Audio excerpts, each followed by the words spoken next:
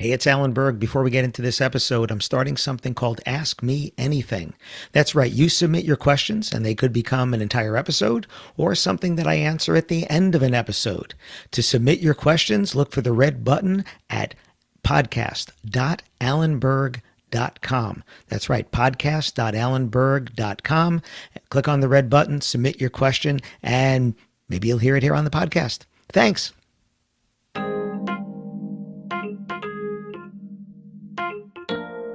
Should you have an FAQs section on your website?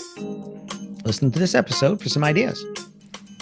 Welcome to another episode of the Wedding Business Solutions Podcast. I'm your host, Alan Berg. I'm a speaker, author, sales trainer, website reviewer, and I help businesses like yours sell more, profit more, and have more fun doing it.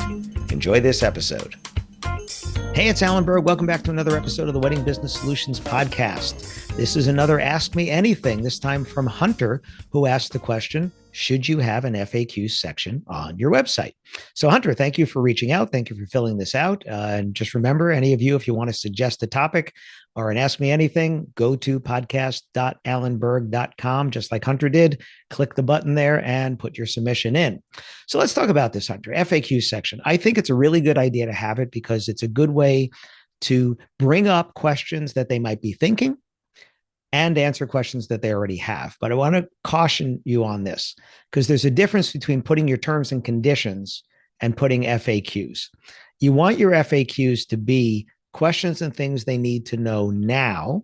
You can have a separate section with terms and conditions and stuff like that. But if you conflate and put some of the scary stuff in there too soon, you could actually scare people away into thinking that it's going to be too hard to work with you, too onerous to work with you. So I use an FAQs and I use a section what's called toggles. You guys have probably seen these where you click the question and then it opens up and you can see the answer. They're also called accordion sections. They're exactly the same thing. Toggles and accordions are the same, except with an accordion, only one of the sections can be open at a time. With a toggle, you could open more than one. That's all. It's just a technical thing there. But I think with an FAQ, the great thing about questions is the number one way that people search on Google and on YouTube, which Google owns YouTube, the two biggest search engines in the world, is with questions, right? That's what people do. ChatGPT, people are putting in questions, right? So I think it's a really good idea to put questions there that they're thinking or that you want them to think, and then it's their choice to see that answer. And the really great thing about having them in those collapsible sections, the toggles or accordions, is they don't take up that much room on the page, as opposed to here's a question, here's an answer, here's a question, here's an answer, and they're all open, it's just all text right there. On your phone, that could get really, really long, get really long on a desktop too, but it could certainly get really long there. So I think FAQs is a really good idea, and it should be what it says, frequently asked questions. Now, you could have short versions of this on different pages of your site. So if you do different types of events, weddings, corporate mitzvahs, quinces, fundraisers, schools, etc., you could have a short FAQ right on each of those pages. So you don't necessarily have one FAQ for everything if it all doesn't apply. If it all does apply, that's great. Just, have one FAQ section there.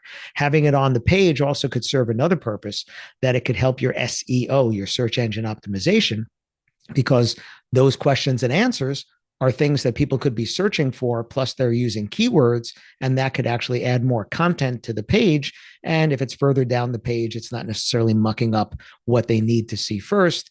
You can also refer to it higher up on the page and say, if you'd like to see our FAQ section to get some answers that couples like you, businesses like you, whatever it is, typically have, click here. And you can send them down the page to that. Just remember, you can have links that send them to a part of the page, not just right to another page, right? You don't have to have it on a separate page. And for SEO, search engine optimization, the more content you have on the page, the more there is for Google to search and Bing to search and ChatGPT, I guess, to search for that stuff.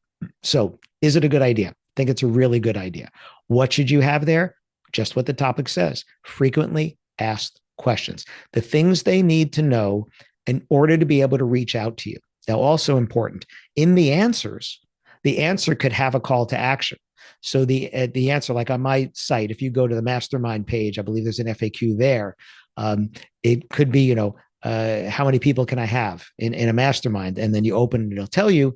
And then there's a call to action. If you have any questions about this or would like to get pricing or data availability, call, email, or contact me. So that's another good way to have more calls to action on the page is within that.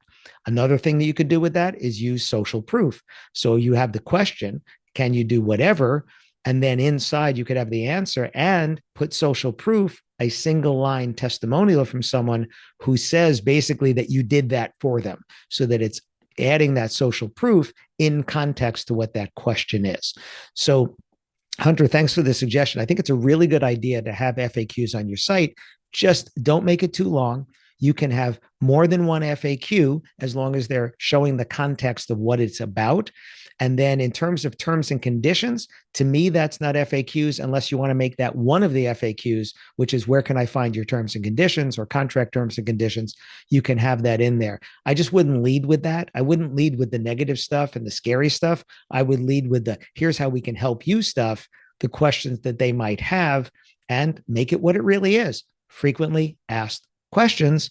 And that's why it's helpful. Now, at the top of it, you want to say, below are some of the most frequently asked questions that couples like you, companies like you, parents like you, whatever, ask, when deciding to have us help you with your wedding event, whatever.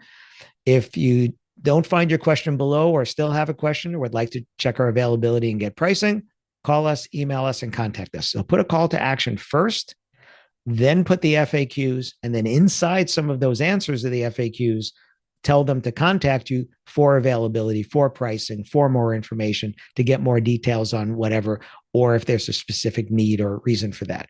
So remember, the answers can have links. The answers can have calls to action. They can have links to contact you. They can have links to other pages on your site that can answer that stuff. Absolutely, you can have that. And it's a good way to do content. So Hunter, thanks for doing that. Remember, ask me anything. Go to podcast.alanberg.com. Click the button there, make a suggestion for a topic, a guest, whatever. It could be a short one I add to the end of an episode, or since my episodes are pretty short anyway, could be a whole episode, just like this one for Hunter. Thanks very much. Thanks for listening to this episode of the Wedding Business Solutions Podcast. If you liked it, please subscribe to this channel and post a review on your chosen platform, Apple Podcasts or whichever one. If you have any questions about anything in this episode or any of my episodes, email me directly at alan@weddingbusinesssolutions.com or visit my website, alanberg.com, alanberg.com. If you have any suggestions for future topics or guests that you'd like to see, please again, email me or visit my website. Thanks for listening.